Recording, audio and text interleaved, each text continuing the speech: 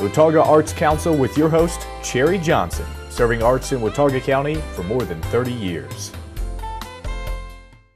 Hi, I'm Cherry Johnson with Watauga County Arts Council, and the cold is around us and the winter weather is coming up on top of us, and that means it's time for a fun and wonderful event called Tellabration. This is Tammy Sanabria, and Tammy is a storyteller of some renown in this area. And the Arts Council has sponsored Tellabration for many, many, many years.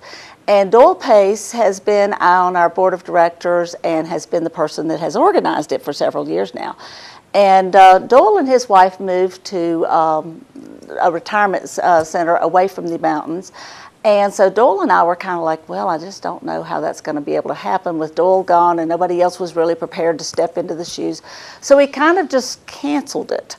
And told the folks at Mass General Store that we just couldn't do it this year and so forth. And then I got a phone call, and it was Tammy. And Tammy was like, but we want to do Tellabration. Yes.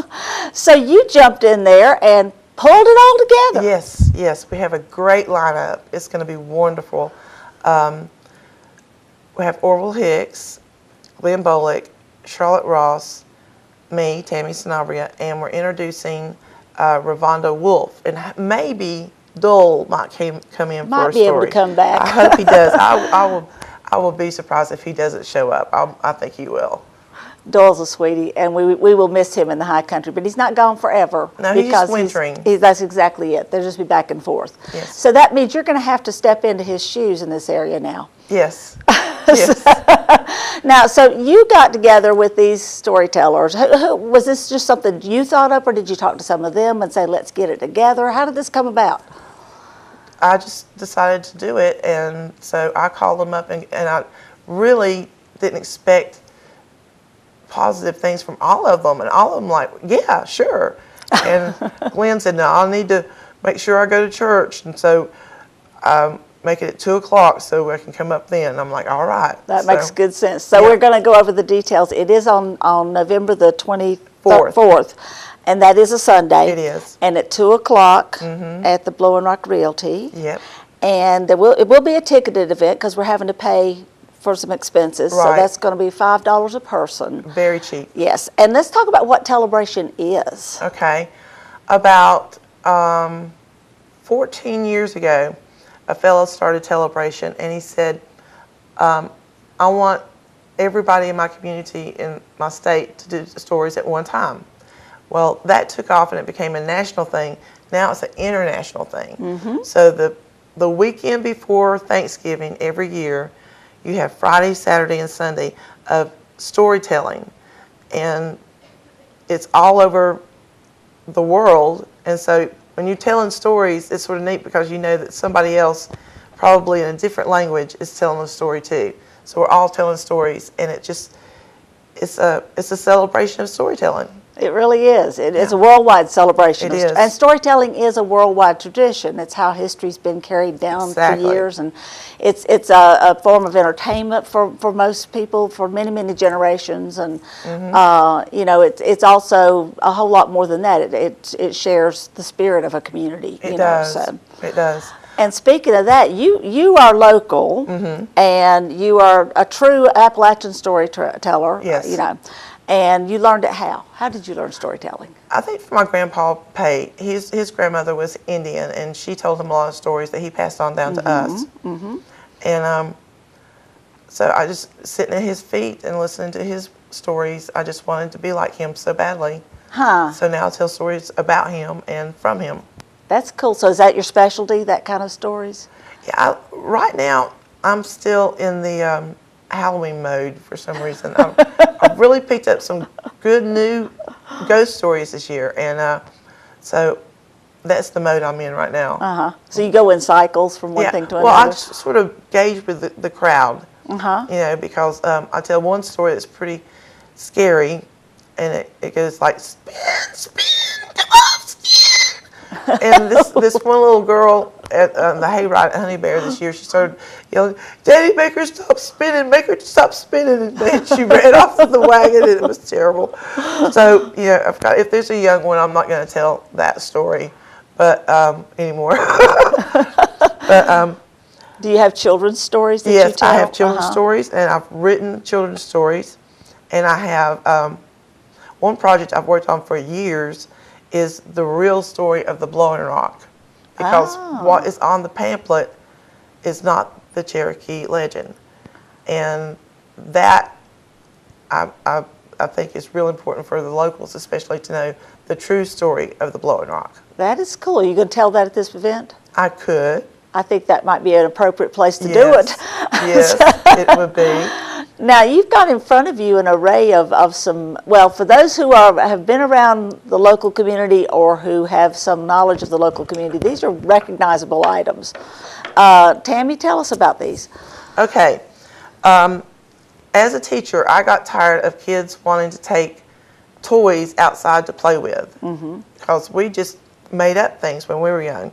So I started bringing some of these around my kids, and they loved them, and they don't rust, and it's hard to break one. This is the man on the flying trapeze, and they loved them, and so I started taking them to festivals, and people like, my husband loves this one, and you only get the point if somebody witnesses you doing it. But, you know, he's from Mexico, and he loves this. It's one of his favorite toys. Now, I'm encouraging students to also make these toys, because this is just a laurel tree, and it's a G-haw wimmy diddle. Now, G means right, haw means left, because my grandpa Pate always plowed with Fred and Frank. And if you want him to go right, he'd say G. And if you want him to go left, he'd say ha. And they would go, because they don't have turn signals, those horses. So this is Lady in Valley Cruises. She told her family, she said, this is a lie detector. And she had a house full of kids, 7 or 8 of them. And this is true. And she would get this out if she came home and something was broke or something. She'd say, did you do this? And she'd put it right in front of them. And if it went G, they were telling the truth. If it went ha, I've lost my ha this morning. If they went ha, you can't tell a lie this morning. I can't tell a lie. It won't do my ha. There it is. There's my ha. And so they had no idea she was in control of this. So she told them it was a lie detector. And a couple of years ago, this lady was going through, the same lady was grown up, it was going through a mass general store with her husband. And she said, oh, look, honey, they've got lie detectors. And he went, oh, my gosh, you really believe that? And she was pregnant at the time. So she got these, and she's using these on her children now as lie detectors. That's funny. It's just so much fun. Now, this is Spin the Wheel, Spin the Moon. And my grandmother said this is the only time she ever got her hair cut in her life is when her little brother got one of these in her hair, and it had to be cut out. People used to make these with big buttons, especially from coats and stuff. And it's something really easy to make with your kids, and it lasts forever. My toy maker has went to a different style. This is called a buzz saw. It's like Spin the Moon, but it's... That'd do even more damage to your hair. Yeah, you can hear that. Wow. Yeah, that's fun. Of course, there's Jacob's Ladder, which always mesmerizes me. You can do all kinds of things with this one. But this is my favorite thing, just to do that chain. And then there's Jack. If you're storytelling in the mountains, you got to have a Jack. And this is going down Crooked Creek, see my girl, Going down Crooked Creek, see my girl, The creek got high, I started to cry. I had to tell my girl goodbye. Going down Crooked Creek, see my girl, And he's clogging. Like all good mountain children know how to do. He loves to clog. So. And then you got one more over there. This one is from Australia. On when Crocodile Dundee says, I want to call up some friends, he uses a spool whip. Let's see if we can get it. Uh-oh. You're out of the camera. Whoops. She's going to kill somebody. Whoa, it's just not going to work in here. But it goes woo, woo, woo, woo. It's a bullwhip. And kids can learn that it just takes, vibration to make sound. So Then I have the cannular phones. Remember the can phones we used to talk on? Oh, yes. Mm-hmm. We'd take a string and just hello, hello. Tin cans. Mm-hmm. Yes. Mm-hmm. So now all the kids have cellular phones, but I'm still keeping my cannular phone. And it works, and the kids love it. And the laughing cans. There's just all kinds of things that I do. And, you know, ask the kids how many jump rope rhymes they know. Mm-hmm. And some of them are not being passed down. You may be sitting at home and say, well, I don't know anything spectacular I can do. Get a yo-yo out and yo-yo for your kids. I bet they don't even know that you know how. Yeah. Mm-hmm. And they're amazed by you. Like, wow. Show them how to play marbles and jacks and hopscotch and how just to play instead of it being regulated and having, you know, all these rules and stuff. Just to play. I mean, it's important for us to continue to play too. So you're a lot more than just a storyteller. You're a historian in a lot of ways, passing on the traditions of the mountain culture through the toys, through the stories, you know, passing along what's dying, and you're trying to keep it alive and revive it and make sure people know about it. Right. I mean, one of my favorite toys was a squirt gun. Dr. Watson filled up at one time. He said, that's not a squirt gun. That's what we use to throw spitwads at the teachers. You take it and I'm like, Doc, no, don't tell the kids that.